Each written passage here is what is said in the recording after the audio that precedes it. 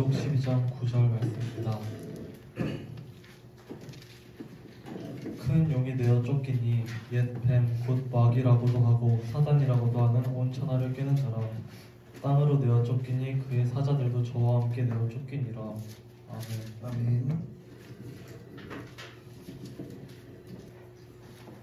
하나님의 말씀은 고난의 이유라는 제목을 이제 하나님의 말씀 살펴보겠습니다. 우리가 그 본문에 앞서 들어가기 앞서서 오늘은 요한계시록 설명할 때 반드시 먼저 가지고 있어야 될 우리가 선행돼야 될 지식을 그것을 우리가 오늘은 살펴보려고 합니다. 이게 조금 우리가 이게 잡혀있지 않으면 이제 앞으로 요한계시록에 대해서 조금 해석하기가 힘들어요. 그래서 오늘 정리를 잘하고 적을 수 있으면 좋고 그렇게 하면서 우리 한번 살펴볼 텐데, 그건 뭐냐면 성경 전반에 나타난 숫자의 상징이에요. 뭐라고요? 숫자의 상징. 사실 요한계시록뿐만 아니라 성경 전체에 나타난 숫자의 상징, 그것을 이해하는 것이 굉장히 중요하다라는 것. 그래서 제가 오늘 이 시간에는 숫자의 상징에 대해서 언급할 거예요. 숫자에 담겨있는 그 어떤 상징들. 어떤 분들은 이 숫자의 상징을 너무 터무시하세요. 네. 이건 너무 낮은 차원 아니야? 절대 그렇지 않아요. 여러분, 내가 인정을 하든 인정하지 않든, 그러나 이 세상의 모든 사람들은 숫자의 의미를 가지고 있어요. 여러분, 제가 만일에 세민 형제랑 가위바위보를 해요. 가위바위보에서 무엇인가 결정을 한다면 몇 번 하면 공평하다고 느끼세요? 3세판? 3세판? 맞나요? 네. 왜? 시리 왜? 3세판. 죄송해요. 3세번이죠. 왜요? 3세번이 왜 3세번이에요? 한국 사람의 DNA에는 3이 딱 박혀 있나요? 그렇지 않죠. 네. 그런데 우리는 이상하게 3세판을 해야지만 공평하다고 느껴요. 제가 고등학교 때 잠깐 호주로 1년 유학을 갔다 왔는데 상태 안 좋아서 그때 친구들하고 이제 모여가지고 가위바위보를 하는데 저도 모르게 야 이거 3세판 하자 그랬더니 갑자기 그 외국 친구들이 와서 야 왜 3세판이야 불공평하게, 한국말로 안 했어요. 이 3은 불공평하네. 그러니까 뭐냐면 만약에 내가 이겼어요. 그렇죠? 한 판에서 내가 이겼어. 근데 내가 왜 이겼는데 다른 사람에게 기회를 줘서, 그렇죠? 내가 질 수 있는 상황을 만드냐라는 거지. 이 사람들의 논리는. 야 그러므로 3세판은 불공평해. 공평하지 않아. 단판이야. 거기서 저는 깜짝 놀랐어요. 우리랑 다르죠? 네. 그러니까 보세요. 내가 인정하든 인정하지 않든 문화와 언어 안에 숫자의 상징이 있어요. 여러분 생각해 보세요. 한국 사람들은 숫자로 셀 수 없이 많은 사람들이 왔을 때 뭐라고 말해요? 수만 명이 왔다, 맞나요? 네. 아니야? 수만 명이 왔다라고 하죠. 많이 왔다를 그냥 수만 명 왔어 이런 식으로 표현을 하는 것을 볼 수 있어요. 그렇죠? 그래서 이제부터 제가 말씀드릴 것은 뭐냐면 창세기부터 요한계시록까지 숫자가 성경에 많이 나와 있어요. 그 숫자의 상징들이 어떠한 것이냐라는 것, 이것은 미리 말씀드릴게요. 제가 지금 인용해 드리는 것은 한국 사람이 지은 책이 아니라 실제로 히브리어를 사용하고 있는 랍비들이 적은 책을 제가 인용해 드릴게요. 우리 히브리어를 사용하는 유대인 이스라엘 사람들은 숫자에 이런 의미를 가지고 있어 라고 이렇게 말하는 것을 가지고 올게요. 그 책을 제가 발췌해서 제가 여러분에게 말씀을 드리겠습니다. 제가 만든 게 아니고 어떤 유명한 한국 교수님이 만든 것이 아니라 누가요? 이스라엘의 랍비들이 만든 거예요. 그런데 숫자 가운데서도 어떤 학파, 랍비 학파들, 또 어떤 다른 랍비 학파들, 두 학파가 어떤 숫자의 의미에 대해서 논쟁을 가진 것이 있어요. 그것은 제가 뺄 거예요. 무슨 말인지 아시겠어요? 논쟁이 있는 것. 자, 논쟁이 일으키는 숫자들의 의미는 다 빼고, 또 한국에서도 이 숫자는 좀 이런 의미가 있지만 또 다른 사람은 이렇게 생각한다. 이런 것들은 다 뺄 거예요. 이런 논쟁에 의구심이 있는 것들은 다 빼고 그러니까 한국의 신학자든 아니면 이스라엘의 뭐 신학자든 랍비든 모두 다 인정한 안전한 숫자에 대해서만 몇 가지 설명해 드릴 테니까 한번 따라 보시기 바랍니다. 아멘. 그러므로 여러분들이 창세기부터 특별히 구약 성경을 우리가 잘 해석하려면 특별히 우리가 자주 누가 나와요? 우리가 요한계시록 살필 때 에스겔 많이 나오죠. 다니엘도 많이 나오고 막 구약 선지서를 공부할 때 이게 굉장히 도움이 되실 거다라는 거. 자, 준비되셨죠? 네. 안 됐어? 자, 자 봐볼게요. 자, 숫자의 상징이에요. 숫자 1은 하나님을 의미하지 않아요. 우리는 하나님을 의미할 것 같은데 1은 뭘 의미해요? 특별함 혹은 독립을 의미해요. 1이라는 것은 특별함 아니면 독립. 자, 두 번째 2는 뭘 의미해요?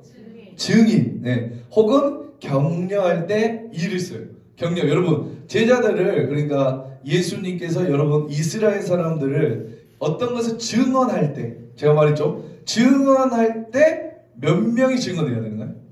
그렇죠. 혼자는 안 된다고. 우리 그때 뭐 했어요? 사도 바울의 그거 있었죠? 스데반이 죽일 때 증인이 2명의 옷을 벗고 죄인의 옷을 벗겨서 이렇게 하는 2명은 증인. 그리고 예수님의 제자들을 파송할 때 몇 명씩 짝지어서 보냈어요? 둘씩 짝지어서. 그러니까 잘 들어보세요. 전도학적 측면과 중보 기도학적 측면에서 뭐라고 하냐면 한 사람은 전도하고 한 사람은 중보 기도하고 그렇게 해석하셔도 아무 문제 없어요. 그러나 성경학자한테 질문한다면 그렇게 대답하지 않아요. 뭐 중보 기도학자나 실천 신학자들한테 질문한다면 아마도 그렇게 대답할 수 있겠지만 아무 문제 없어요. 그것도 틀리지 않아요. 그러나 성경학자들한테 질문한다면 왜 예수님은 2명씩 파송했을까? 2명씩 묶어서 파송했을까? 그렇게 질문한다면 이렇게 질문할 거예요. 이전에 어쨌든 새로운 무언가를 주장할 때 혼자서 말하는 것은 이스라엘 사람들에게 효과가 없어요. 반드시 누가? 두 사람의 말에 증인이 서줘야 돼요. 내가 이 말의 증인이다. 내가 이 말의 증인이다. 라고 하는 것. 그렇기 때문에 이전에 없었던 예수 그리스도의 복음이 증거될 때 또한 혼자 가서 말하는 것은 위험해요. 그렇죠? 왜? 증인이 있어요. 아무리 효력이 없어요. 혼자 가서 막 떠드는 건 우리는 혼자 가서 떠들어도 효력이 있을지 모르겠지만 그 사람들은 효력이 없어요. 그래서 아마 2명씩 보냈을 가능성이 크겠죠. 자, 그래서 이것은 성경학적 쪽에서 입장이에요. 아무튼 이는 증인을 의미하고 뭘 의미해요? 격려를 의미해요. 우리 아마 성경을 유심히 보았어요. 사람 있을까? 유심히 스가랴서에서 뭐가 나와요? 감람나무. 잘 들어보죠. 촛대 2개 아무튼. 그러니까 그것을 푸는 열쇠가 바로 이 2에 있다라는 거. 자, 3은 굉장히 흥미로워요. 제가 질문에 한번 대답해 보세요. 한국 사람에게 우리에게 하늘이 몇 개 있어요? 라는 질문을 하면 우리는 몇 개라고 대답해요? 무슨 이런 질문이 다 있어. 하늘이 몇 개 있어요? 하나지 무슨. 그럼 왜 그런 질문을 해? 잘 보세요. 성경이 기록되었을 당시 소아시아, 우리 이번에 그 7교회 있죠? 소아시아 이 당시 에베소, 서거나 뭐 버가모, 골로새, 뭐 라오디게아 같은 이 소아시아 지역에 있는 사람들에게 만일 당신들은 하늘이 몇 개 있습니까? 라고 질문한다면 이 사람 몇 개 있다고 대답할 것 같아요? 3개? 소아시아 지역 사람들은 7개 있다고 말을 해요. 문헌에 의하면. 자, 그래서 에베소서와 골로새서를 이거를 모르면 풀 수가 없어요. 그러니까 그 당시 종교 지역, 그 당시 지역의 종교와 문화를 이해하는 것이 굉장히 성경을 이해하는 데 좋은데, 자, 그런데 특이한 것은 이스라엘 사람들에게는 그러면 당신은 하늘이 몇 개 있습니까? 라고 물어봤을 때 몇 개 있다고 할까요? 3개 있다고 말을 합니다. 그래서 우리 그 아는 하나님이 있는 천사의 영들이 있는 하늘이 하나가 있고, 두 번째는 천체, 해와 달과 별이 있는 하늘이 하나가 있고, 셋째 그 새가 날아다니는 우리가 진짜 보는 그 하늘이 있다고 말해요. 그래서 사도 바울은 어디 갔다고 말해요? 3층, 처음 들어보네요. 3층전에 갔다 왔다고 말한다고요. 근데 이게 정말 하늘이 세 개 있다라기보다는 유대인들의 언어 습관이에요. 언어 습관. 예. 그래서 유대인들은 3을 뭘 의미하냐면 뭘 의미해요? 하늘을 의미해요. 하늘의 수. 예. 누구도 예의 없어요. 어느 랍비든 하늘을 의미해요. 하늘을. 자, 일은 다시 말해서 특별한 독립. 이는 뭐예요? 증인 경력. 요한계시록 11장 우리 나중에 오늘은 건너뛰는 나중에 살펴볼 텐데 이걸 이해하셔야만 풀 수 있어요. 자, 3은 뭐라고요? 하늘. 4는 그렇죠. 어느 나라든 똑같아요. 동, 서, 남, 북. 그래서 땅을 의미합니다. 여기까지가 기초예요. 네, 너무 어렵지 않죠? 네, 자, 그 다음에 좀 더 가서 이제 그 다음도 중요한 건 뭐냐면 하늘과 땅의 숫자가 결합이 돼요. 이스라엘 안에서는요. 그래서 이 숫자가 뭐냐면 하늘의 수와 땅의 수를 더하면 뭐예요? 어려워? 네, 7. 그렇죠? 그래서 이 7이라는 것을 가장 완벽한 수로 봐요. 뭐라고요? 완벽한 수. 그래서 완벽, 완전, 뭐라고요? 의로 보여요. 의. 우리가 말하는 의롭다 할 때 그 의로. 그러니까 7은 뭐라고요? 완전, 완벽, 의. 오늘 목사님이 말씀하셨죠? 뭐 나왔어요? 7? 교회. 또 뭐였어요? 7? 7 영. 그 7의 영이 아니라 완전한 영이다 라고 말했어요. 그렇죠? 왜 그러냐면 이 7이라는 거는 완벽, 완전, 의라는 의미를 가지고 있어요. 여러분 잘 보세요. 요한계시록을 기록한 사람이 누구예요? 요한계시록 기록한 사람. 진짜 어렵네. 근데 많이 안 좋아. 요한이죠. 사도 요한이 복음서를 기록했나요? 기록하지 않았나요? 뭐예요? 그게? 요한복음 똑똑한데. 그 사도 요한이 예수님의 복음서를 기록할 때 이렇게 말해요. 예수님께서 행하셨던 기적을 적어 놓는다면 이 세상의 책을 다 쌓아놓을 수 없을 거다. 그만큼 많은 기적을 행하셨다라고 그렇게 말을 하고 있어요. 그러나 너무 아이러니하게도 정작 본인이 기록하고 있는 요한복음에는 예수님의 기적을 몇 개만 기록하나요? 7개만 기록해요. 사도 요한은 스스로 예수님께서는 굉장히 많은 기록을 행하셨습니다. 기적을 행하셨습니다. 라고 말하면서 정작 본인이 기록하고 있는 요한복음은 몇 개? 수많은 기적 가운데 몇 개만? 7개만 골라서 기록해요. 왜냐하면 7은 완전한 것이니까. 이해가신가요? 이해가시죠? 자, 그러니까 예수님께서 행하셨던 설교들도 굉장히 많아요. 그렇죠? 저도 많은데 예수님 얼마나 많겠어. 그러나 사도 요한은 예수님의 수많은 설교들 가운데 오직 7편의 설교만 골라서 요한복음에 기록해요. 그리고 예수님께서는 자기 자신의 선언에서 신학생은 알 텐데 에고에임이라는 단어를 사용하세요. 에고에임이 나는 무엇이다. 나는 무엇을. 그러니까 그 위대한 선언 우리 출애굽할 때 여호와 하나님의 이름을 알려주십시오 하니까 뭐라고요? 나는 스스로 있는 자다라고 할 때 이게 에고에임이에요. 에고에임이 나는 무엇이다 라는 단어거든요. 그래서 이 단어를 쓰는 사람은 하나님인 것이에요. 그래서 이스라엘 백성들은 절대 에고에임이라는 단어를 쓰지 않아요. 이걸 쓰게 되면 어떻게 되냐면 이단이에요. 왜냐하면 걔가 하나님이기 때문에. 근데 갑자기 예수님이 생방밖에 오셔서 에고에임이 그러면 어떻게 되겠어? 그러니까 이단이 되는 거야. 이해가시죠? 그래서 우리가 잘 아는 것처럼 나는 부활이다.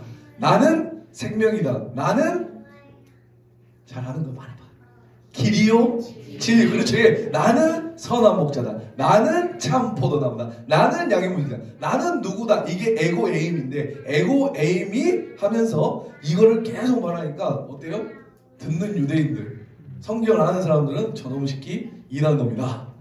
이단이다 라고 하면서 쳐 죽이는 거예요. 왜? 에고에임이라는 말은 예수님 신밖에 하나님밖에 쓸 수 없는 단어이기 때문에. 자, 그 에고에임이를 사도 요한은 그 예수님의 많은 의미 가운데 7개만 골라서 사용해요. 이 에고에임이.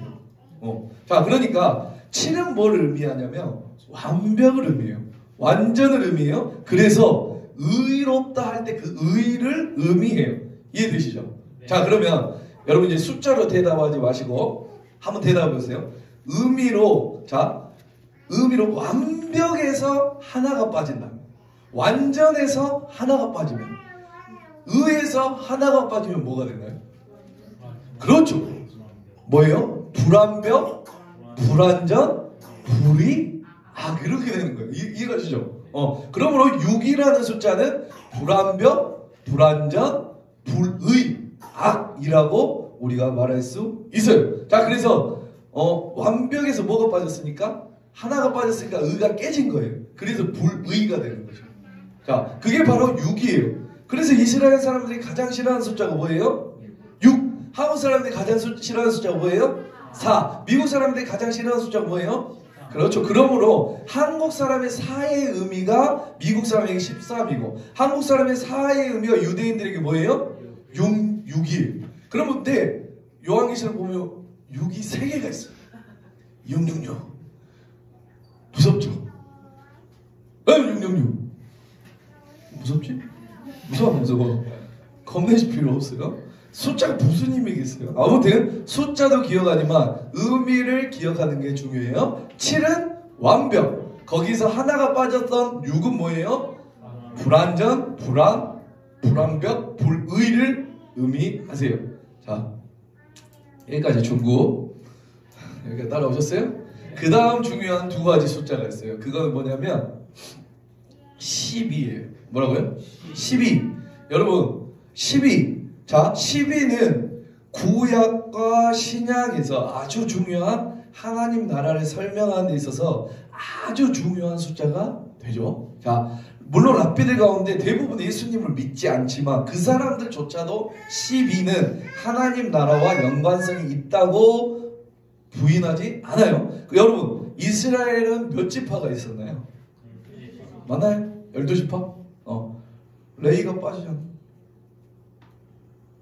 레이는 안 들어. 저번에 우리 배웠죠. 에브라임과 므낫세는 요셉 대신해서 뭐예요? 에브라임과 므낫세가 들어갔죠. 그러니까 한 지파인데 두 개가 나눠졌단 말이야. 그러니까 실질적으로 보면 몇 개야? 11개. 그러나 어떻게 끼워 맞춘 거예요, 사실은.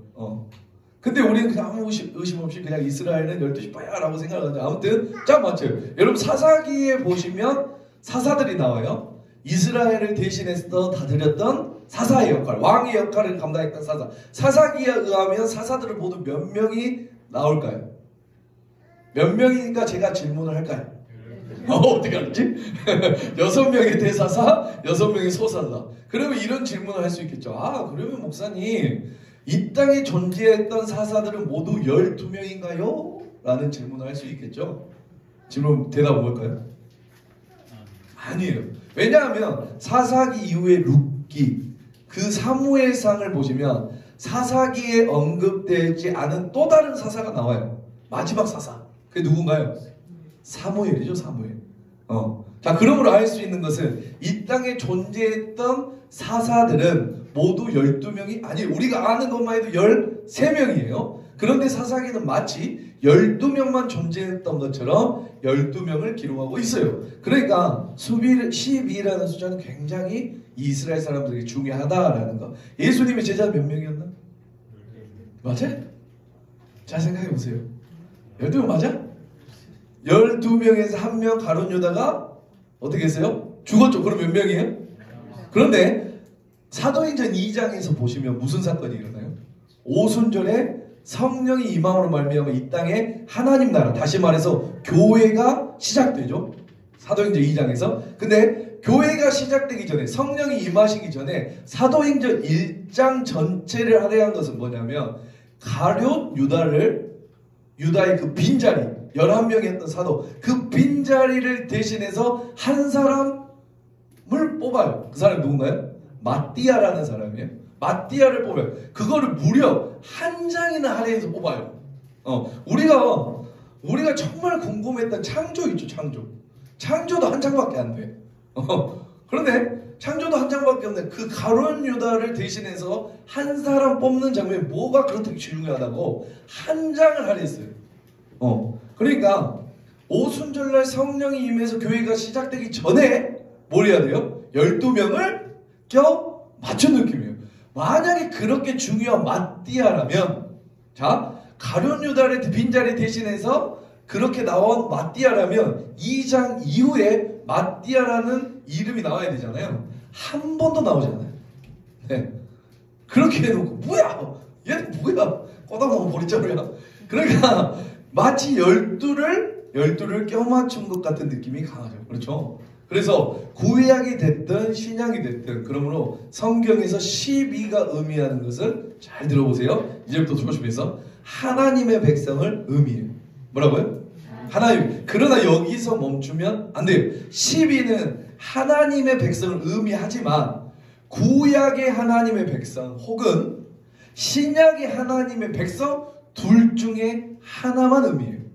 무슨 말인지 알겠어요? 그러니까 성경에서 12라고 했을 때는 구약의 12지파를 의미하든지, 아니면 뭐라고요? 신약의 그 교회 공동체 사도들을 의미하든지, 이 둘 중에 하나만 의미해요. 전체 이 두 개를 다 의미하지 않아. 이해가시나요? 어려워? 안 어렵죠? 자, 이걸 꼭 기억하셔야 돼요. 12라는 것은 하나님의 백성을 의미하지만 구약의 하나님 백성 혹은, 그러니까 하나님 백성 혹은 신약의 하나님 백성들, 그 둘 중에 하나만을 의미해요. 자, 그러면 제가 이제 잘 들어야 돼요. 이제부터 참 웅장한데. 자, 제가 말로 하는 것을 숫자로 한번 대답해 보시겠어요? 자, 구약의 구원받은 하나님의 백성.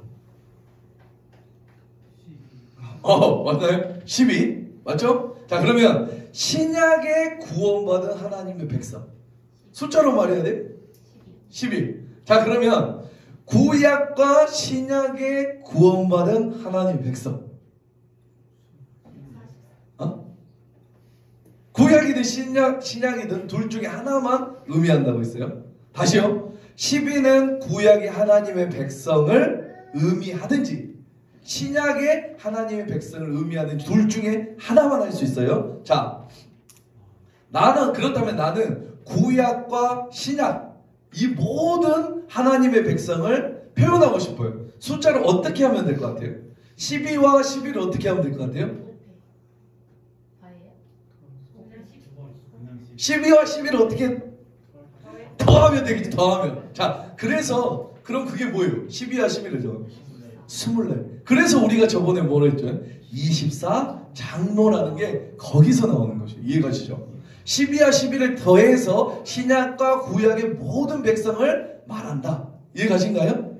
네. 그렇게 24장로가 의미하는 게 뭐라고? 구원받은 하나님의 백성이라고 했잖아요. 맞나요?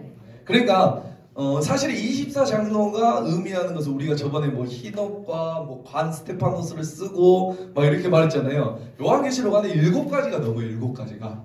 그래서 그 장로를 의미하는 단서들의 7가지가 넘는데 그 중에 하나가 바로 이 12와 11을 더한 24장로라는 것. 이해되셨나요?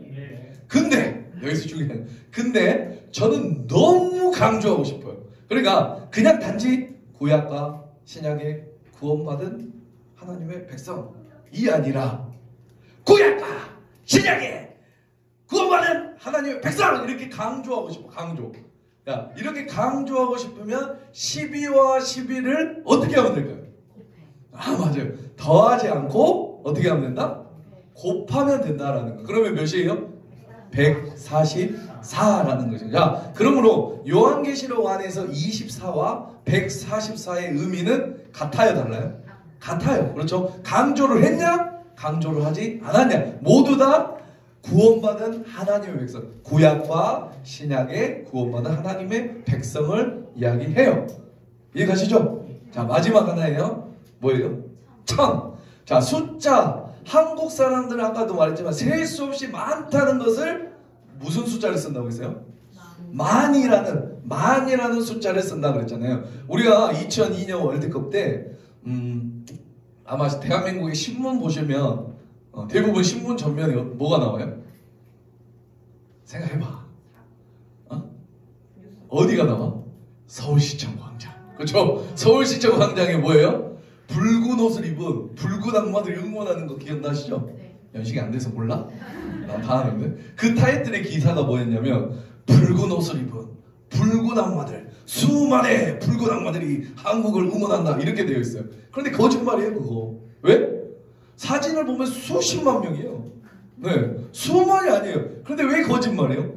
수십만이라고 그렇게 말한 사람이 없고 뭐라고 해요? 수만. 수만이라는 뜻은 뭐예요? 많다라는 뜻이에요. 우리 한국 사람에게 많이라는 거예요. 재미있는 것은 동일한 사진이 그 다음날 이스라엘 신문에 실렸어요. 동일한 사진이. 그런데 일면이 아니라 저 뒤쪽에 근데 제목이 뭔지 아세요?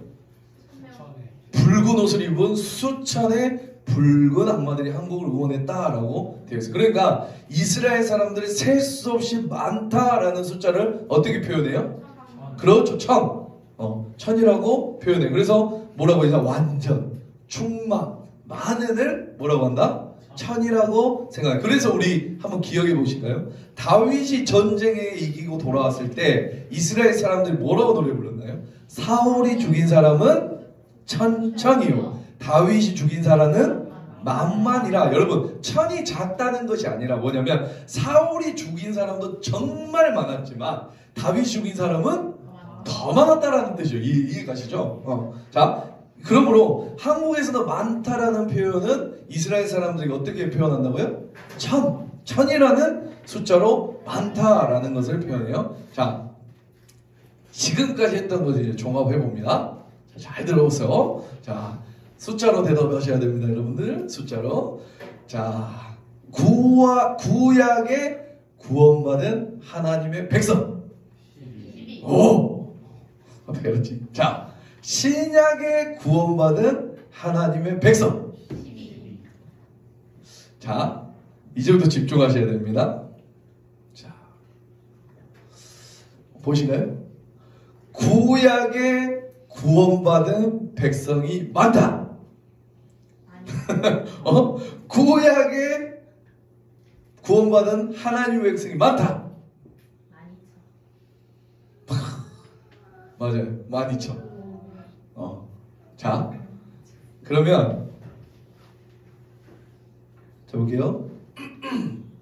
신약에 구원받은 하나님의 백성이 많다.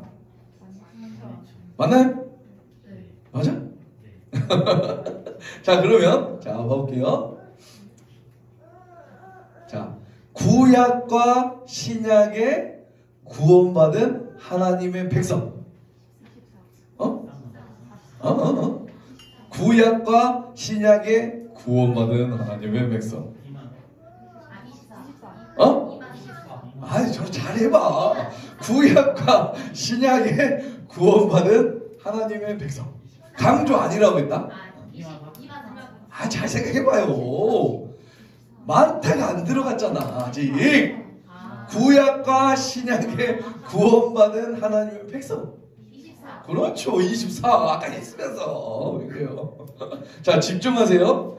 강조가 아니에요. 강조가. 자, 구약과 신약에 구원받은 하나님의 백성이 많다. 맞았어요. 저 똑똑해. 자, 맞죠? 맞나요? 네. 자, 집중하세요. 자, 강조해요. 구약과 신약에 구원받은 하나님의 백성. 구약과 신약에 구원받은 하나님의 백성. 144. 맞나요? 이해되셨죠? 이제 제가 강조해 볼게요. 구약과 신약에 구원받은 하나님의 백성이 셀 수 없이 많다. 뭐예요? 14만 4천이에요. 왜? 잘 보세요. 그러므로 제가 강조하는 것은 14만 4천은 문자적 의미가 아니라 뭐예요? 상징적인 의미예요. 14만 4천이라는 것은 뭐예요? 구약과 신약에 구원받은 하나님의 백성이 셀 수 없이 많다라고 강조하는 것이 14만 4천이. 이해 가신가요? 그래서 우리 14장 1절 한번 보게. 저번에도 한번 살펴봤는데 14장 1절. 자, 우리 14만 4천 왜 신천지가 많이 쓰니까. 자, 우리 14장 1절 한번 볼게요. 시작.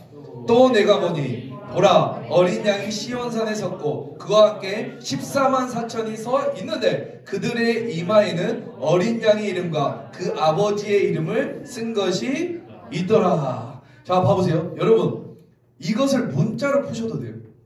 이해가세요? 이것을 14장 1절을 문자로 푸셔도 돼요. 자, 그리고 상징으로 푸셔도 돼요. 아셨죠? 그러나 단 문자로 푸셔도 되고 상징으로 푸셔도 되지만 단 성경을 해석할 때 중요한 원칙이 있는데 그게 뭐라고 있어요? 일관성이라고 있어요. 자, 문자로 해석했으면 계속해서 문자로 해석해야 되고, 자, 상징으로 해석했으면 어떻게 해야 돼요? 상징으로 해석해야 돼요. 섞으시면 안 돼요. 이거는 난 문자로 하고 이거는 상징으로 아니까 안 돼요. 알겠죠? 자, 아셨죠? 그래서 다시 말씀드릴게요. 14장 1절은 문자로 해석하셔도 돼요. 상징으로 해석하셔도 돼요. 대신 한 가지 원칙만 가져야 되는 거예요. 제가 다시 한번 읽어볼게요. 또 내가 보니 어린 양이 시온산에 섰고 그와 함께 14만 4천이 서 있는데 이 14만 4천은 상징인가요? 문자인가요? 14만 4천은 그냥 문자로 이야기해보세요. 그럼 그냥 이야기해보라 말로. 아니야.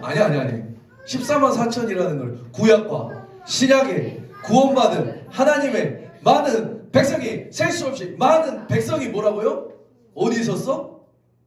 시온산에 섰다라는 거지. 이해가세요? 그러니까 봐볼게요. 제가 다시 바꿔서 또 내가 보니 보라 어린 양이 시온산에 섰고 그와 함께 구약과 신약에 구원받은 하나님의 백성이 셀 수 없이 많은 많은 사람들이 서 있는데 그들의 이마에는 뭐가 있어요? 어린 양의 이름과 그 아버지의 이름이 쓴 것이 있더라. 이렇게 해석이 돼야 된다라는 거죠. 이해가신가요?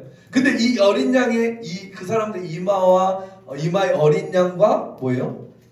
그들의 이마에 어린 양의 이름과 아버지 하나님의 이름이 쓴 것이 있더라 하는 것은 어떻게 해석해야 돼요? 문자로 해석해요? 상징으로 해석해요? 이것 또한 상징으로 해석해야 돼요. 그러나 신천지는 14만 4천을 뭘로 해석합니까? 문자 그대로 14만 4천을 그래서 14만 4천 당신이 이제 얼마 남지 않은 14만 4천입니다. 그러면서 이야기하고 있어요. 이해가신가요? 네. 자, 그래서 14만 4천 그러면 문제가 뭐냐면 그것을 만약에 문자적으로 풀었다면 뒤에 있는 말 이마에 인이 새겼다. 어린 양과 하나님의 이름이 새겨졌다라고 하면 진짜 있어야 돼요? 없어야 돼요? 있어야 돼요. 이마 까봐라 그러면 되는 것이야. 그러니까 이 사람들은 굉장히 허구. 그러니까 이거를 모르면 그냥 신천지에 빠지게 돼. 야 봐라 14만 4천 있다잖아 라고 하면서 우리는 속게 되어 있죠. 그러나 절대 그게 아니라는 것. 그렇죠? 자, 그런 의미가 아니고 인이 새겨졌다. 머리에 인이 새겨졌다라는 건 저번에는 뭐라 했어요? 나는 주님께 뭐가 돼서 내가 누구에게 속했냐라는 것이. 내 이마에 예수 그리스도의 이름이 표가 있다면 인이 있다면 난 누구에게 속한 것이? 그렇죠. 그러나 우리가 나머지에 볼지만 내 이마에 666이라는 이마에 짐승의 표가 새겨지면 난 누구의? 그렇죠. 사탄 마귀에 속해 있다라는 것. 이것을 말하고 싶은 것이에요. 이해가신가요? 그래서 그러므로 우리가 이 앞으로 우리가 요한계시록 풀 텐데 이 숫자에 대한 의미를 정확히 알고 있어야만 우리가 요한계시록 풀 수 있다라는 것. 이해가신가요? 네. 그러므로 하나님의 새겨진 사람들, 인이 새겨진 사람들, 그것은 우리가 곧 삼위일체 하나님께 속해 있다라는 뜻. 여러분들이 그런 사람이 되길 바랍니다. 아멘. 아멘. 자, 우리 저번 시간에 뭐 살펴봤죠? 저번 시간 죄송해요. 쉽지 않네요. 한 명도 부활 아니라고 한 사람이 있는데 나팔 맞나요? 네. 나팔에 대해서 살펴봤어요. 하나님의 백성을 괴롭히고 핍박하는 자들을 돌아올 수 있도록 하나님이 뭘 하세요? 징계를, 심판이 아니라고 했어요. 징계를 하신다고 했어요. 왜? 뭐 하려고? 깨달아 돌아올 수 있도록. 그러나 아무리 하나님께서 징계한다고 할지라도, 기회를 줬다 할지라도 그들은 돌이켜요, 돌이키지 않아요? 돌이키지 않아요. 여전히 우상 숭배해요. 여전히 하나님을 비아냥거려요. 조롱하고 핍박해요. 여전히 음란해요. 여전히 죄를 범하고 하나님을 대적하고 회개하지 않아요. 그럼 그때 교회가 할 일이 뭔가라는 것, 이해가신가요? 아무리 하나님이 기회를 주시고 하나님 은혜를 베푸시고 그 기회를 준다 할지라도 그들은 듣지 않고 돌이키려 하지 않고 회개하려고 하지 않을 때, 그때 교회가 할 일은 뭔가요? 그게, 거기에 대한 답이 몇 장이었어요? 10장이라고 했어요. 그럼 그때 교회가 할 일은 뭔가요? 10장 9절의 대답이라고 했죠. 다시 한번 읽어볼까요? 내가 천사에게 나아가 작은 두루마리를 달라한즉 천사가 이르되 갖다 먹어버리라. 내 배에는 쓰나 내 입에는 꿀같이 달리라 하거늘 내가 천사의 손에서 작은 두루마리를 갖다 먹어버리니 내 입에는 꿀같이 달아 먹은 후에 내 배에 쓰게 되리라. 그가 내게 말하기를 내가 많은 백성과 나라와 방언과 임금에게 다시 전해야 하리라 라고 말을 해요. 두루마리를 먹으래요? 하나님의 말씀이 적혀있는 그 두루마리를 받아 먹으래요. 그게 도대체 무슨 말이라고요? 그렇죠. 하나님의 말씀을 다시 전하고. 그러니까 두루마리를 먹는 것은 나의 유익 때문이 아니라 하나님의 말씀을 기록된 것 갖다 먹으라 라는 말은 단 하나예요. 목적은. 그것은 다시 가서 전하는. 아멘. 그게 바로 하나님께서 사도 요한과 교회, 그런 박해 상황 가운데 다시 두루마리를 먹으라는 하나의 메시지, 그 다음에 미션이에요. 하나님이 말씀하시는 것은 그것을 먹고 다시 전하라.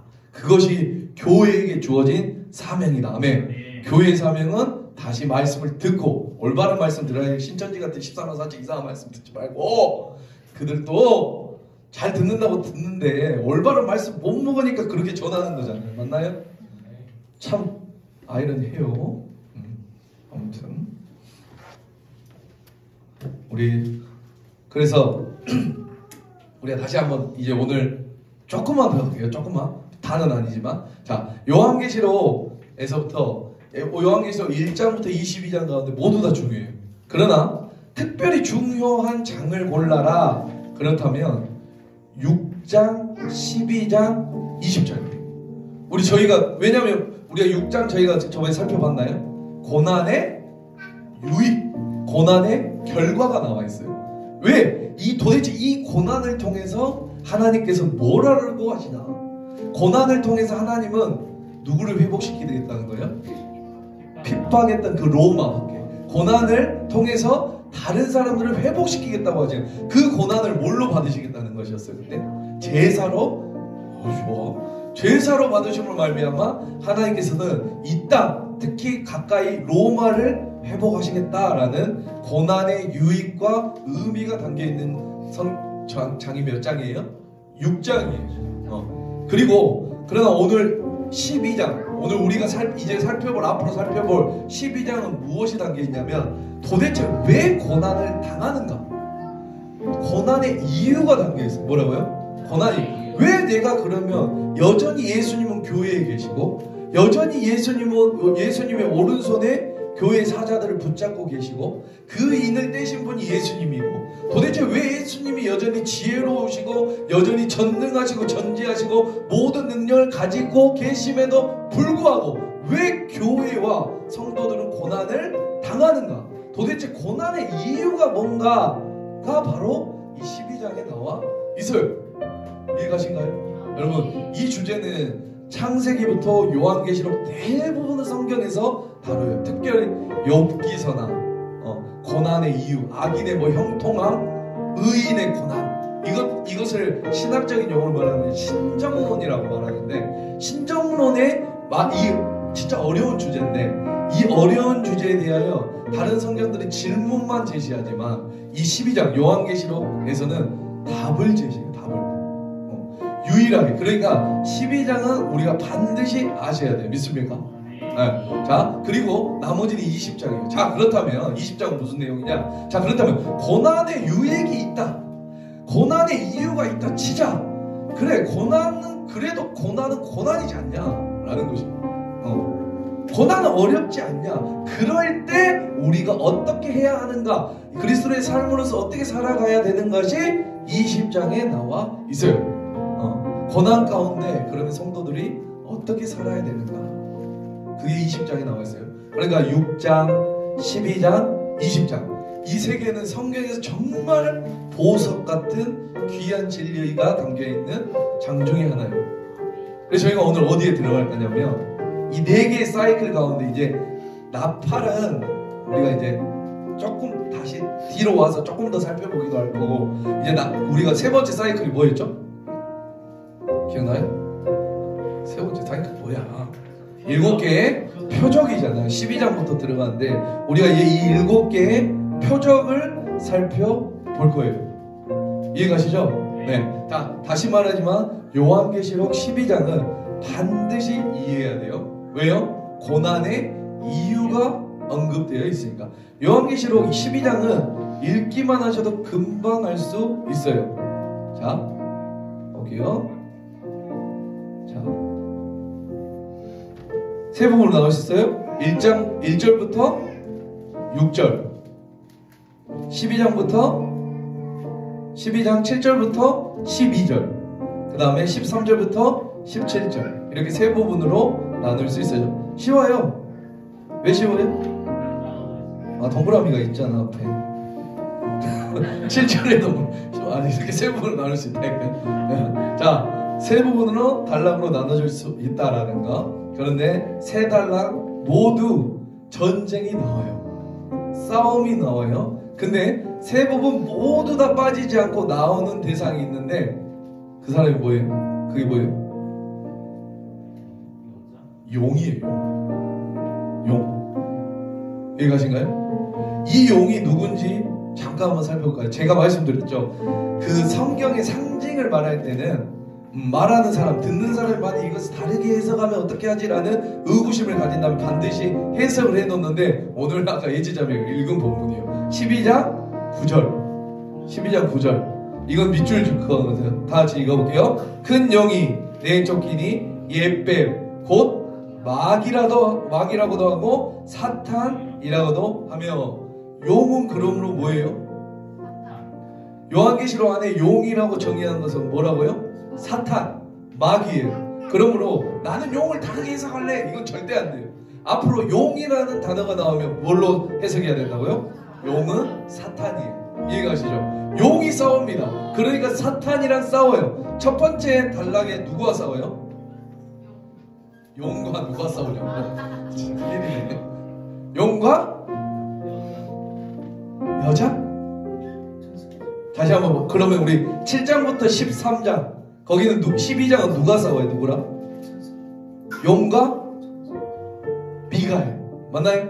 네. 자, 용과 미가엘. 13절부터 17절은 누가 싸워요? 용과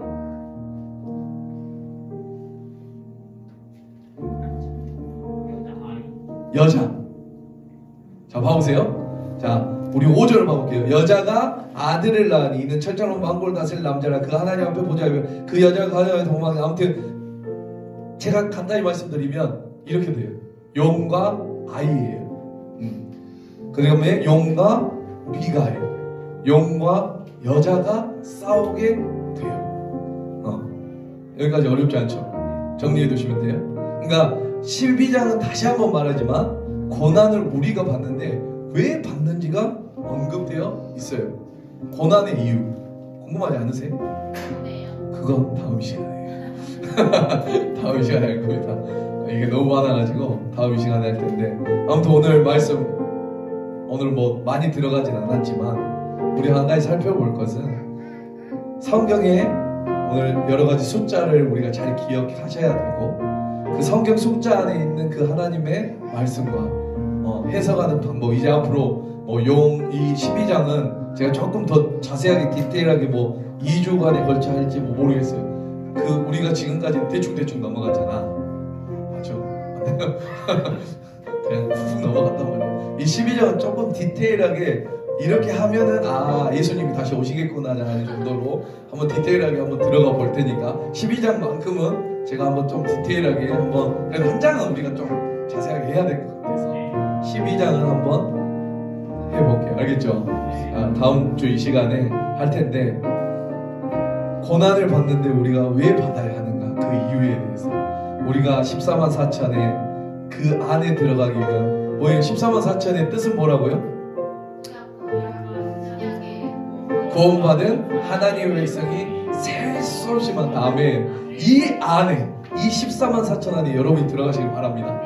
나중에 하늘에 올라가 이 14만 4천 진짜 14만 4천 명이 아니라 구약과 신약의 구원받은 백성이 셀 수 없이 많은 그 무리 가운데 여러분들이 다 있었으면 좋겠습니다. 아멘.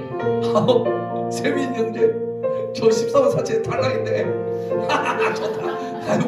뭐야 뭐 찬양 인도하다니 뭐야 이러지 말고 우리 그 14만 4천 구원받은 하나님의 셀 수 없는 많은 그 무리 가운데 우리 여러분들 여기 다 있는 장대교회 청년들 한 사람 한 사람이 다 있기를 바랍니다. 우리 그 24일부터 뭐가 있습니까? 우리 다니엘 기도회가 있잖아요. 우리 청년은 다니엘 기도회 청년들만을 위한 다니엘 기도회. 그러므로 뭐 이번에 뭐 위로부도 나온다 그래요? 온다고 그래요? 아무튼 그거에 대해서 우리 한번 이번 시간에 기도했으면 좋겠어요. 청년 다니엘 기도회 때 기도를 멈추지 말고 눈앞의 상황이 어떤 사탄이 나의 입을 노리고 있고 이 용이 무시무시한 놈이에요 사탄이. 그런데 그 기도를 멈추지 않고 여러분들 역전의 시간이 바로 기도를 통하여 일어날 줄 믿습니다. 우리 다니엘 기도의 산 증인이 여기 앞에 계시잖아요. 우리 원정 형제 기적과 표적입니다. 우리도 그 하나의 기도 제목을 가지고 한번 5일 동안 기도를 멈추지 말고 우리 역전의 시간이 되는 그러한 시간이 됐으면 좋겠습니다. 우리 찬양합니다.